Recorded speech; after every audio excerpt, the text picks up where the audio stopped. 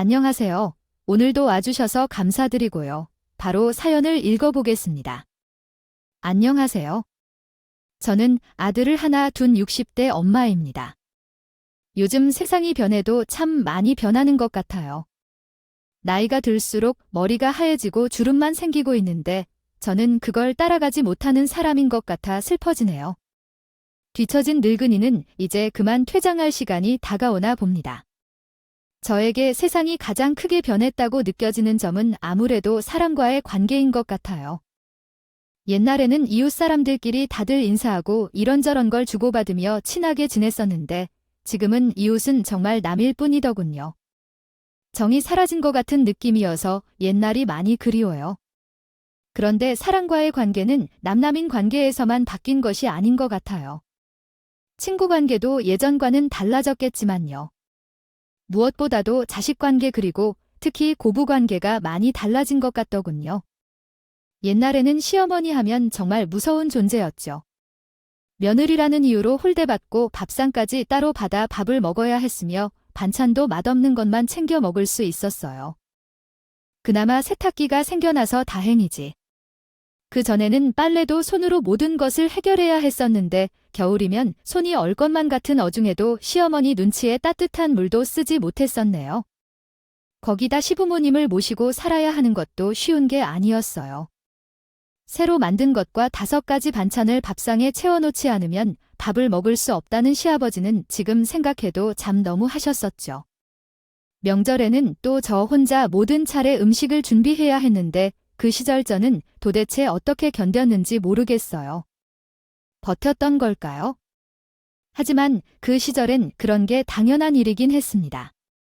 사실 저뿐만이 아니라 대부분의 모든 며느리들이 그랬죠. 마을이 며느리지만 사실상 시댁의 중 같은 느낌이었죠.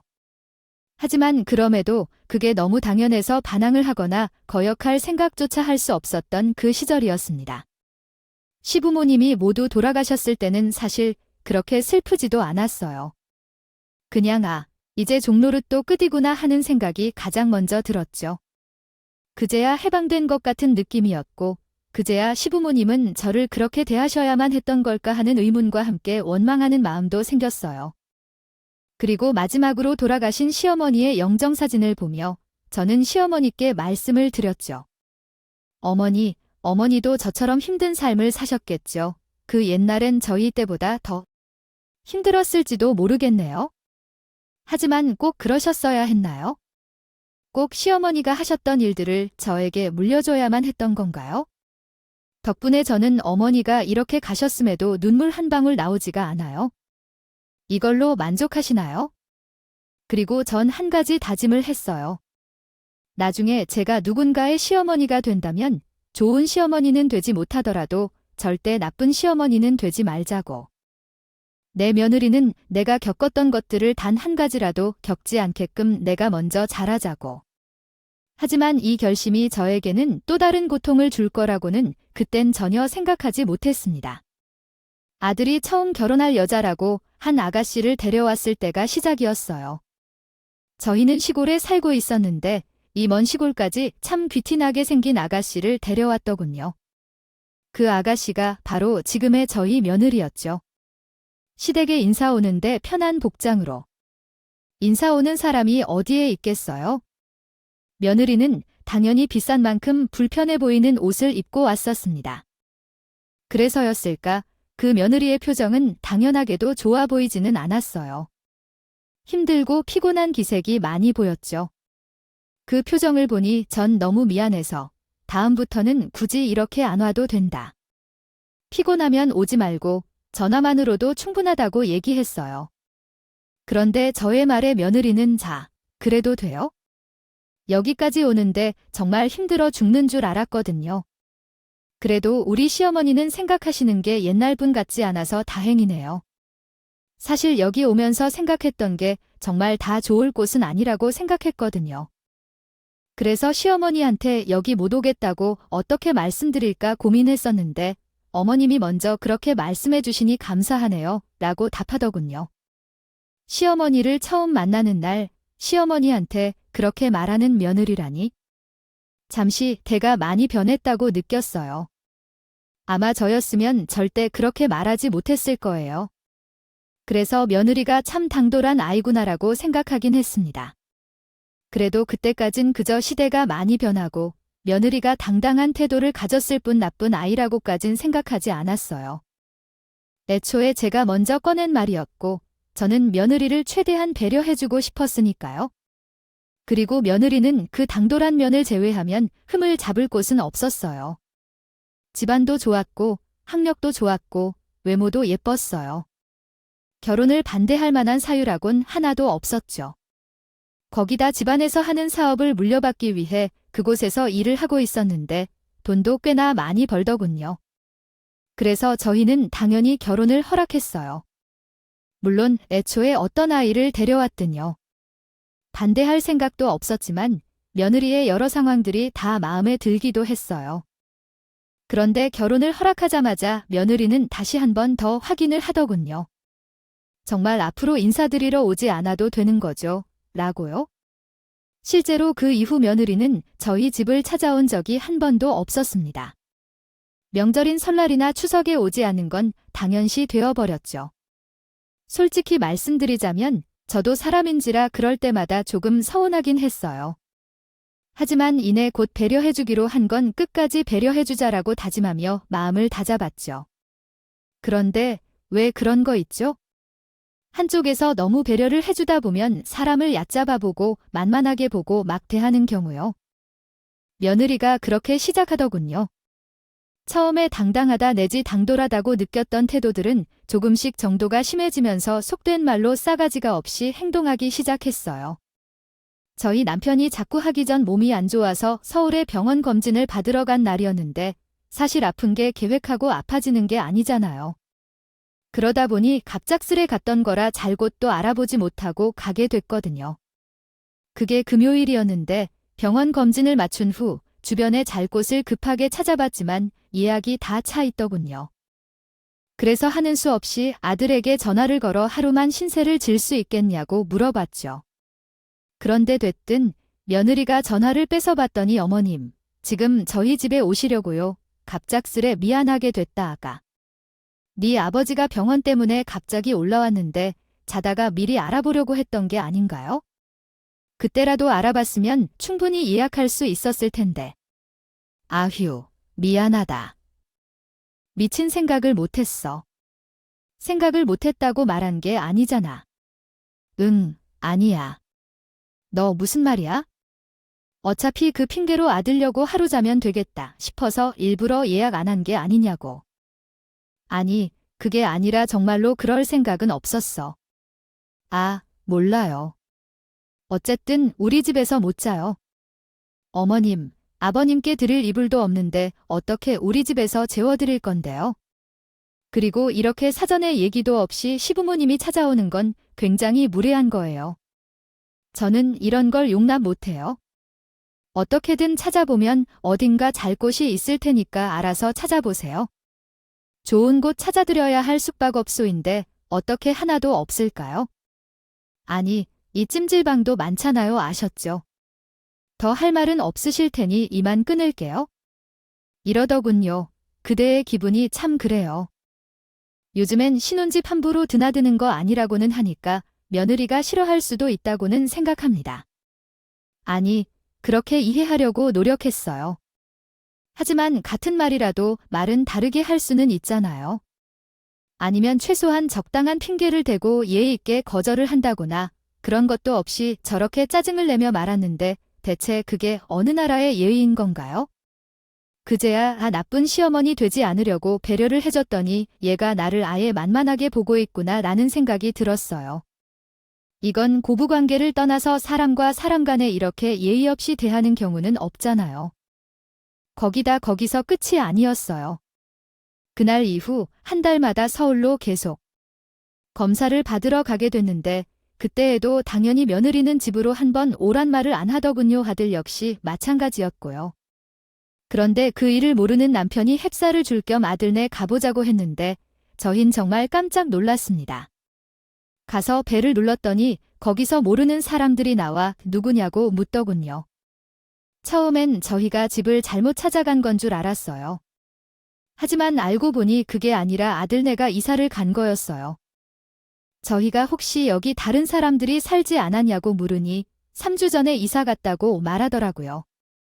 참, 그렇게 기가 막힌 순간이 또 있을까요? 그래도 아들과 전화 통화는 꼬박꼬박 했었는데 어떻게 이사 간다는 말이나 이사 갔다는 말을 단 한 번도 하지 않을 수 있는 건지 아들놈도 너무하다 싶었어요. 이랬던 애가 아니었는데 결혼하고 변한 모습이 아주 괘씸했죠.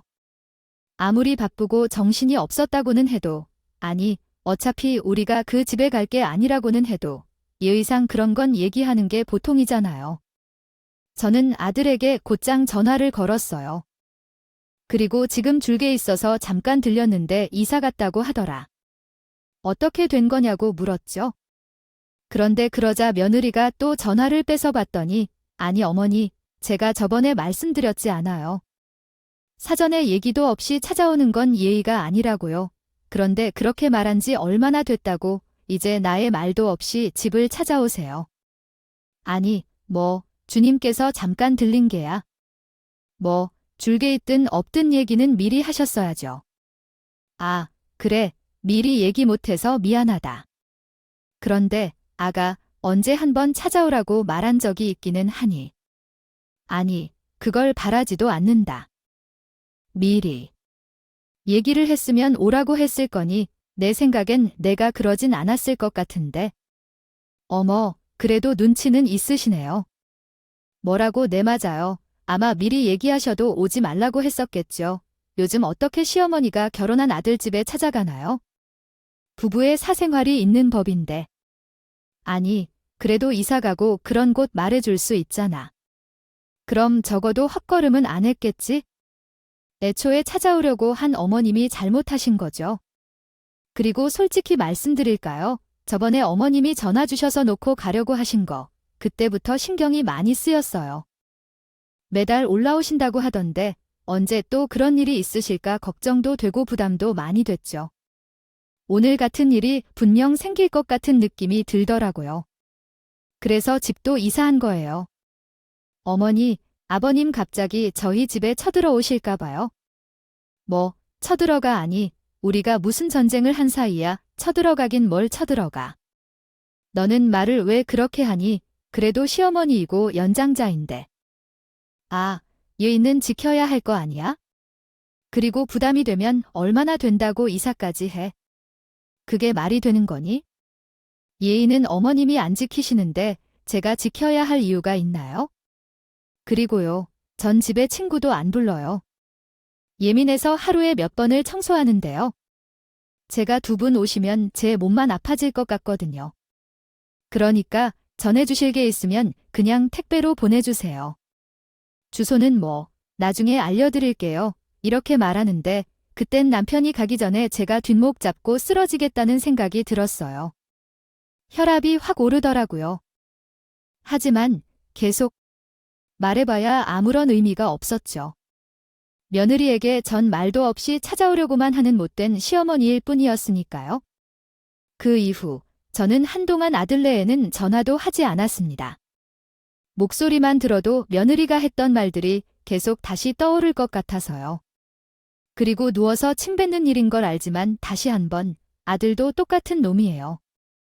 아들이라도 며느리와 생각이 달랐다면 적어도 자기가 먼저 전화를 했겠죠.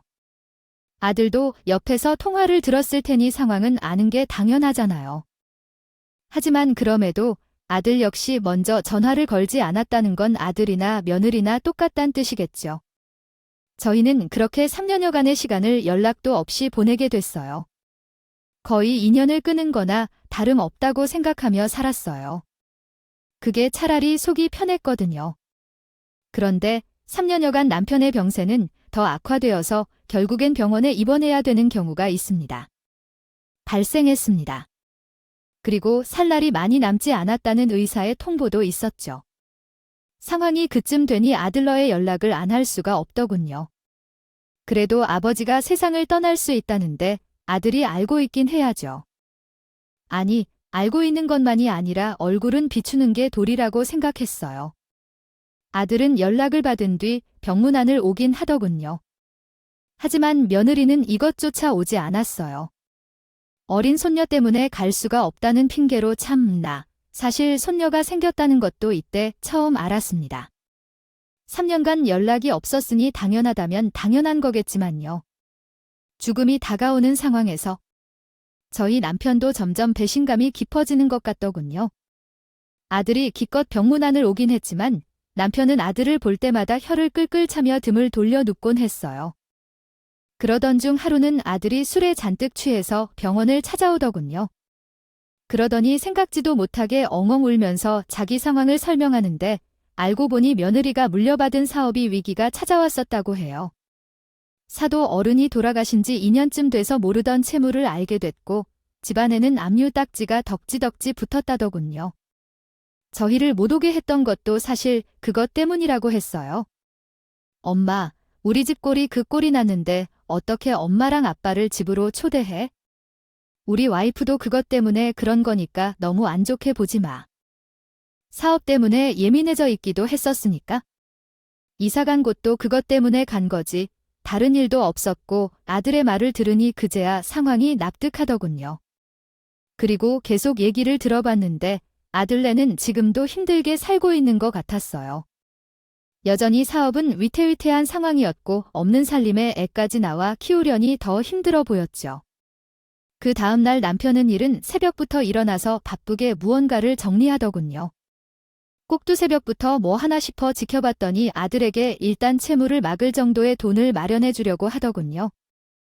오줌 돼서는 정리가 다 끝났는지 아들네를 풀으라고 했어요. 저는 곧 아들네에게 연락을 했습니다. 아버지가 유산으로 미리 물려주시려고 하니 병원으로 오라고요. 그런데 놀라운 건 그동안 딸 때문에 못 온다는 며느리는 30분 만에 병원으로 왔다는 사실이었어요. 아, 그래요. 물론 그동안은 사정이 있었으니 그런 거겠고 이제는 그게 다 알려졌으니 찾아온 거라고 생각할 수도 있었겠지만 저희 남편은 그렇게 느껴지지 않았던 것 같아요. 당신도 봤지?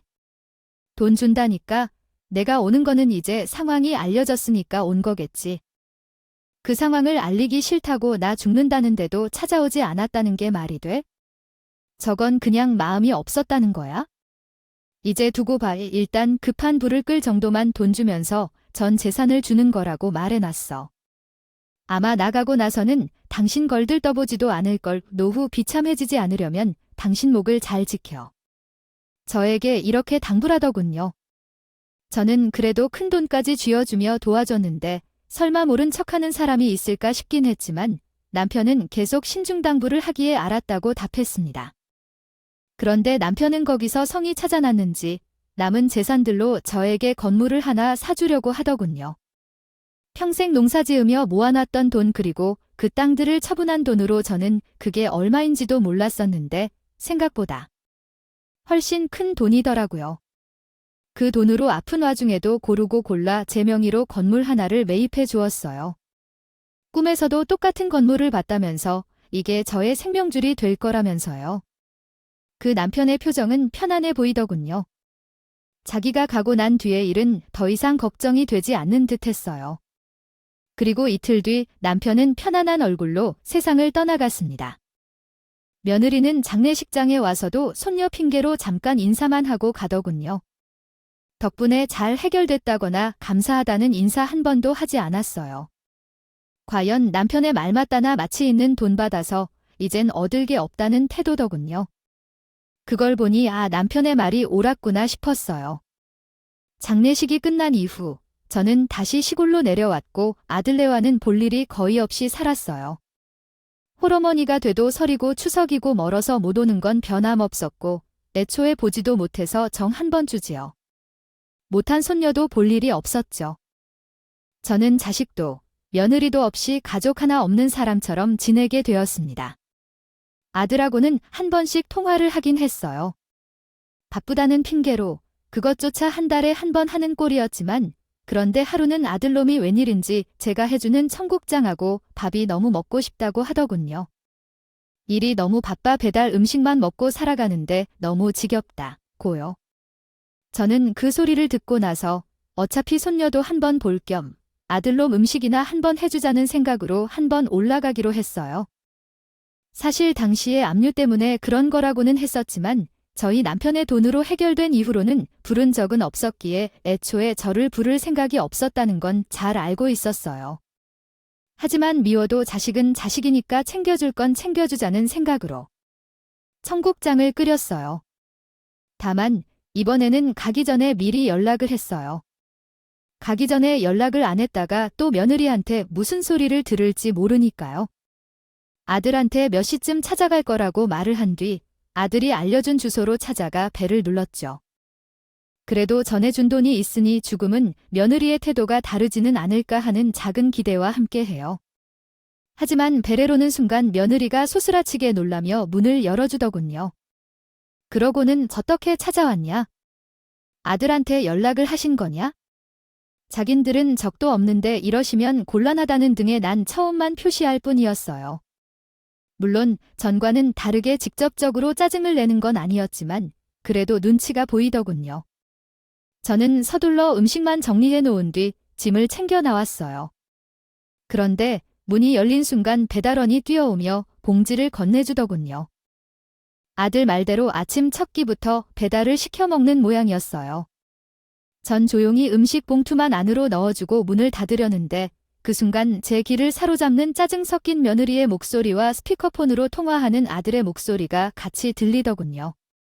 여보, 지금 내 기분이 어떤지 알아? 갑자기 나한테 말도 없이 이게 뭐냐고? 어머니가 왜 우리 집을 말도 없이 찾아오냔 말이야? 그게 미안. 내가 요즘 배달 음식만 먹다 보니까 전국장이 땡겨서 엄마가 해주는 게 먹고 싶다고 말했었거든. 그리고 엄마가 그거 해준다고 올라오겠다고 했었는데 바빠서 자기한테 말한다는 것 깜빡했어. 정말 미안해. 아니, 청국장. 무슨 청국장이야? 집에 냄새. 별일 있어? 먹을 거면 자기만 혼자 가서 먹던가. 알았어. 미안해. 다음부터는 유 진짜 만약 한 번만 더 오면 또 이사가 버릴 테니까 그런 줄 알아? 아니다. 아예 저 놓친내 발 들였던 시간 째서 자기 밖에 세워놔야겠어. 얼어 죽어봐야 자기 엄마 부를 생각을 안 하지? 애초에 자기도 문제인 거라니까 중간에서 커트 못하고 그렇게 행동하는데 이런 상황이 안 생기고 배겨 알았어. 알았어. 미안해. 화풀어응 이런 통화 소리가 들리는데 참내 기탁 풀리더군요. 그래도 돈도 쥐어주면서 도움을 줬는데 저에 대해서 저렇게 생각을 하고 있으니 전 안 되겠다 싶어 겁내 받았던 배달 음식을 들고 다시 안으로 들어갔습니다. 집으로 돌아갔다고 생각한 제가 다시 나타나자 며느리는 놀란 것 같더군요. 하지만 그것도 잠시 며느리는 이내 침착해지더니 어머님 탓 들으셨죠. 방금 통화한 거 마음에 통하여 뜯는 것도 실례예요. 뭐 엿들어요? 뜯긴 누가 엿들었단 말이냐? 동네방네 다 들리도록 내가 시끄럽게 떠든 건데. 아니, 내 집에서 내가 떠들 것 말고 내 마음이죠. 그래, 잘 됐네요. 이참에 아예 확실히 말해둬야지. 어머니, 일단 이 청국장 아무도 먹을 사람 없어요? 아니, 누가 먹는다고 해도 제가 허락 못해요. 그러니까 이건 버릴게요. 라면서 총국적을 저의 보는 앞에서 전부 괴수대에 쏟아버리더군요. 그러고는 더 당당하게 엄얄림 보셨죠. 엄얄림은 지금도 그렇지만 앞으로도 우리 집에 오실 이유가 없어요. 어머니께서 해주신 음식은 이렇게 싹 다 버리실 거니까 그러니까 앞으로 올 생각 절대 하지 마세요. 아시겠어요? 참나, 기가 막혀서 듣다 도저히 못 참겠다. 너도 대체 왜 이러는 거니? 전에는 사업 때문에 그런 거였다며? 그런데 지금은 왜 이러는 건데? 아, 사업이 힘들었던 건 사실인데 어머님을 못 오시게 했던 건 그거랑 상관없어요. 그냥 제가 싫었던 거니까? 요즘엔 다 그래요? 어머님 시대야 시어머니를 상전으로 모시고 그랬었겠지만 지금은 그러면 욕먹는 게 당연한 거라고요. 그래, 내가 아는 사람들은 그러지 않던데. 아, 적어도 사람과 사람으로서의 예의는 지켜야 하는 거 아니니? 그냥 안 보면 예외를 지킬 필요도 없는데 왜 지켜야 하죠? 그게 서로 편한 거 아니에요? 그 시대적인 사고를 좀 버리세요. 어머님 나이가 드셨어도 이 세상의 흐름에는 따라가야 할 거 아니에요? 그러다 뒤처지고 버려지는 거거든요. 뭐야? 아니, 내가 지금 그게 이 시어머니한테 할 말이냐? 말이면 다인 줄 알아? 어머, 또 못할 건 뭔데요? 내가 내 입으로 말한다는데 어머니가 보태준 거 있어요? 너 도대체 왜 날 그렇게 무시하니? 내가 가진 게 없어서 그런 게냐? 아우, 잘 알고 계시네요. 어머님, 당연한 거 아니에요? 가진 게 없는데 잘해주는 사람이 어디 있어요? 잘해줘봐야 돌아올 건덕지가 없는데. 아니, 그래도 내가 사람이면 받은 은혜는 잊지 말아야 할 거 아니야. 내 사업 힘들다고 해서 몇 억이나 줬는데 어떻게 그건 입을 싹 닦아? 은혜도 모르는 건 짐승이나 하는 행동 아니니. 뭐요, 어머님, 지금 꼴랑 5억 줬다고 유세 부리시는 거예요? 그것도 얼마나 되는 거라고? 사업이 다시 조금만 잘 되면 그거 몇 배는 금방 벌어요. 제가 그 정도 능력이 있는 사람이라고요? 아, 그러세요. 그 정도 능력이 있는데 집에 딱지가 덕지덕지부터 너 같은 년은 어차피 성공 못해. 알아, 사돈 어른이 하늘에서 얼마나 마음 아팠을까? 딸 어리석게 키우셔서 힘들게 키우신 사업 다 말아먹게 생겼는데 이제 금방 사업은 망하고 너네 식구들 다 길바닥에 던져질 거다. 이런 못된 천벌 받을 건네. 주제를 알고 행동해. 분명 오늘 내가 나한테 이렇게 한 거 후회할 날이 올 거다. 그때에도 과연 내가 나한테 이럴 수 있는지. 아, 어디 한번 두고 보자꾸나. 저는 며느리한테 한 소리를 해준 뒤 그 집을 나왔어요. 그런데 나오고 나니 또 후회가 되더군요. 이왕 한 소리 해주는 김에 더 할 말 못할 말 가리지 않고 잔뜩 해주고 왔어야 했는데 속에 쌓인 분의 반도 풀지 못한 것 같아서 너무 아쉬웠어요. 하지만 어차피 언젠가 며느리가 후회할 날이 꼭 올 거라고 생각하며 마음을 다잡았어요. 어차피 며느리 같은 성미면 절대 사람이 오래 따를 리가 없다고 생각했으니까요. 사업은 곧 사람을 어떻게 쓰느냐가 가장 중요한데 받을 줄만 알고 베풀 줄 모른다면 좋은 사람이 곁에 남아있을 리가 없겠죠. 그리고 그로부터 1년이 지나자 과연 제 생각은 그대로 적중했어요. 계속 위태위태 하더니만 결국 두 번째 사업 위기를 맞게 된 거예요. 어찌나 돈이 급했던 건지 제가 돈이 없다고 생각을 하며 뒷방 노인네 취급을 했었을 텐데도 불구하고 저에게까지 연락이 오더군요. 혹시 조금이라도 도와줄 수 없냐고요? 그 며느리가 빌빌대는 꼴을 보니 너무 고소하더군요. 저를 비참하지 않게 살게 해주겠다던 남편의 절실함이 통한 것 같았죠. 저는 아들네를 만나기 전 유언장에 작성하기로 했어요. 아예 공중을 받아서 수정조차 알 수 없도록 만들었죠. 그리고 그 둘을 만나서 그 유언장을 보여줬어요. 어머, 이게 뭐야? 뭐긴 뭐야? 내 유언장이지 아니 어머니 유언장이요. 그것도 재산이 있어야 쓰는 건데 혹시 재산이 있으신 건가요? 뭐, 한번 잘 살펴보던가. 아니, 뭐 얼마나 있으시다고? 50억 뭐 무슨 소리야? 50억이라니. 엄마, 그게 무슨 소리야? 무슨 소리긴 무슨 소리야. 내 아빠가 이 엄마도 오후 준비하라고 준 컴퓨터가 있잖아. 가격이 다 엄마 명의로 되어 있고 지금 또 가격이 많이 올라서 건물값이 50억이나 됐어. 며느리는 이날 만날 때 죽은 불쌍한 듯한 표정을 짓고 있었지만 그래도 니깎게 있어봐야 얼마나 있겠냐 싶은 기운을 풍기고 있었어요. 그런데 50억의 재산을 확인하고는 표정이 싹 변하더군요.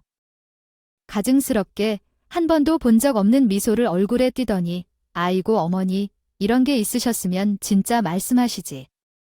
우리 어머님 완전히 부자셨네요. 그래서 어머니 딱딱하게 그러지 마시고 사실 저 어머니하고 가까이 지내고 싶었어요. 그런데 그냥 세상이 워낙 달라지고 있다. 보니까 그 트렌드 따라가고자 싶었던 거죠. 트렌드, 그랜드 같은 개똥 같은 소리 하고 있네. 요즘 트렌드가 그런 거라고 누가 그러지? 적당한 거리를 두는 경우는 있어도 너처럼 싸가지 없고 예의도 없는 경우가 대체 어디 있는데? 어머님도 그냥 제가 조금 오버해본 거죠. 저도 처음인데 그런 적당한 거리를 어떻게 만들어야 할지 몰라서.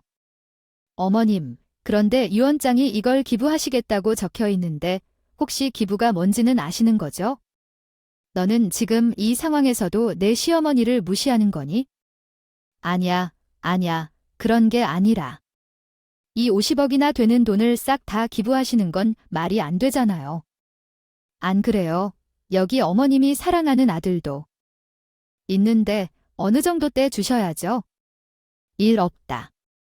너도 그렇고 아들놈도 마찬가지야. 욕심만 많고 보답은 전혀 할 줄도 모르고. 아, 천벌받은 인연이나 똥된장 못 가리는 아들놈이나 똑같은데 내가 너네한테 왜 이걸 물려줘? 어머니, 예전 일 때문에 그러시는 거죠? 그때 일들은 제가 정말 진심으로 사과드릴게요. 네, 왜 요즘 그런 말이 있잖아요. 엄마가 처음이든 저도 며느리가 처음이다 보니까 뭐 어떻게 해야 될지 몰랐어요. 아니, 어머님도 시어머니가 처음이잖아요. 제가 정말 잘 몰라서 그런 거라니까요. 마음 넓으신 어머님이 한 번만 저 용서해 주세요. 앞으로 제가 정성을 다해서 모실 테니까. 아무데나 다 처음이라는 소리는 갖다 붙이지 말아라.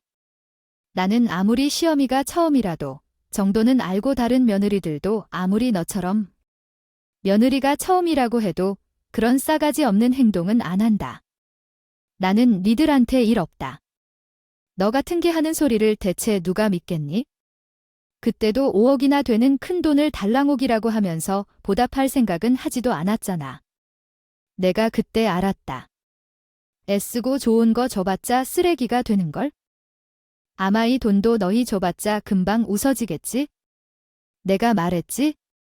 분명 그날을 후회하는 날이 올 거라고. 이 돈 내가 죽더라도 너희한테 갈 일은 절대 없으니까. 그런 줄 알아? 이 말하려고 부른 거야? 알았니? 그럼 난 이만희로 서마. 어머니, 제가 잘못했어요. 어머니, 며느리는 자리를 뜨려던 저의 바짓가랑이를 붙잡더니 무릎을 꿇고 싹싹 비우기 시작하던 그며 능구렁이같이 저를 회유하려고 하더니 그게 먹히지 않자 그제야 빌기 시작한 거죠. 저는 처음으로 며느리의 간절한 표정을 보자 10년 묵은 체증이 드디어 가시는 것 같았어요. 아들 역시 며느리가 그러자 곧 따라서 하더군요.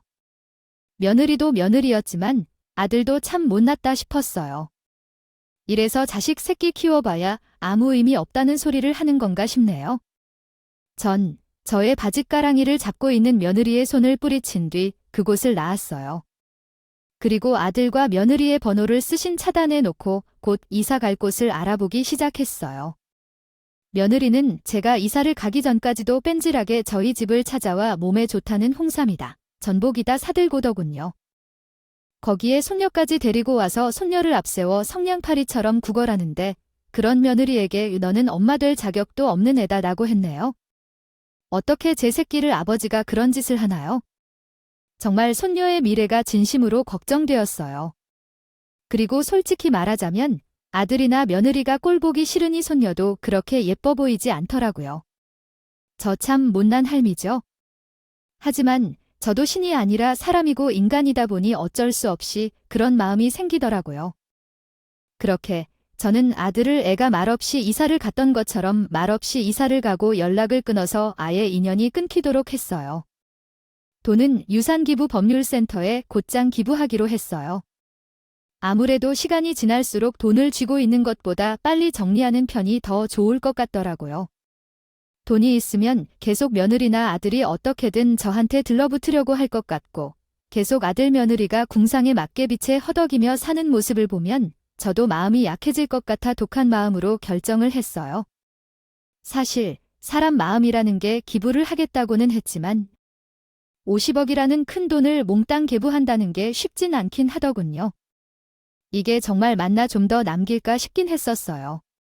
하지만 그냥 눈 딱 감고 전부 기부했습니다. 아깝기도 했지만 시간이 흐를수록 좋은 일을 하고 간다는 기쁨이 어떤 것인지 새삼 느끼게 되더군요. 지금 제 주위에는 아무것도 없어요. 저 혼자예요.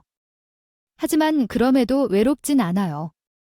아니, 오히려 더 즐거운 것 같아요. 오롯이 저에게만 집중하는 삶을 살 수 있으니까요.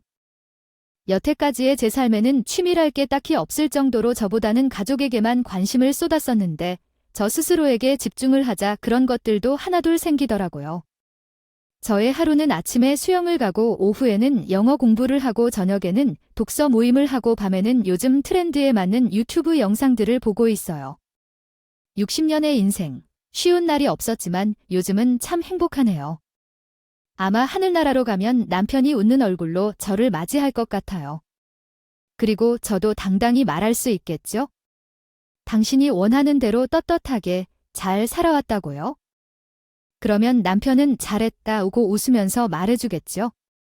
사연을 보시는 분들, 가족이 있으신 분들도 계시고 저처럼 혼자 남아 계신 분들도 계실 텐데 가족이 있으신 분들은 저와는 다르게 불화 없이 행복한 관계를 잘 이어나가시면서 그곳에서 행복을 잘 찾으시길 바라고 혼자 남아 계신 분들은 저처럼 자기만의 행복을 찾길 바랍니다. 우리 모두 우리의 고통을 이겨내고 살아가고 있기에 행복할 자격이 있는 사람들이니까요.